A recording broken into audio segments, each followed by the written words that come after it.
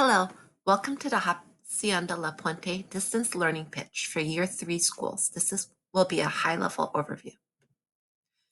Before I start, let me go over a little bit of background. Hacienda La Puente has a unique situation in which they have a two-cycle system in which a large percentage of teachers are in WeDo or Lego Analog. Because of that, my support will focus on enabling students to still be able to meet the learning objective while utilizing the devices that are available to them for the remainder of the school year. This plan is most beneficial to school districts working with Lego Analog or WeDo. For TK and Kinder beginner, we need to provide an alternative to Lego bricks. Because of that, I created a series of video tutorials on using other objects other than Legos in order to be able to stack, overlap, and have some of the components related to hardware that we go over in our curriculum. Here's an example of a video that shows you how to make an origami rectangular box. You can check it out later. Here's an example of a Scratch Junior project. However, we need to be mindful that a lot of school districts are only enabling students to borrow one device, and that device may not have Scratch Junior available. For those schools, I am making this optional. For first grade intermediate, students have exposure to using Scratch, the website, rather than just Scratch Junior. Therefore, they will be able to use the Lego simulator on Scratch in order to create their projects. Here is a Lego simulator in which I created a video tutorial for that will enable students to create 3D models as if they were using Legos without using actual Lego pieces in the case they do not have Legos available at home. For a second grade beginner, we will be focusing mainly on continuing to practice our software skills.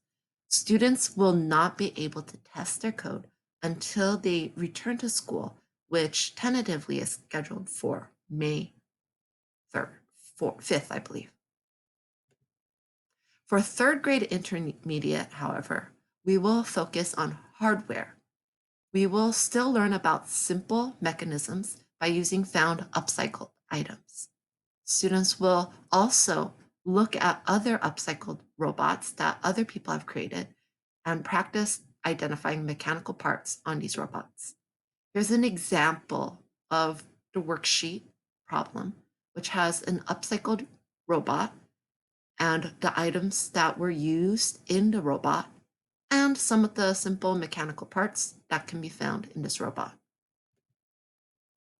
The fourth grade, fifth grade intermediate support will include additional social support, where I will provide some technical support so that students are able to socialize more during this time.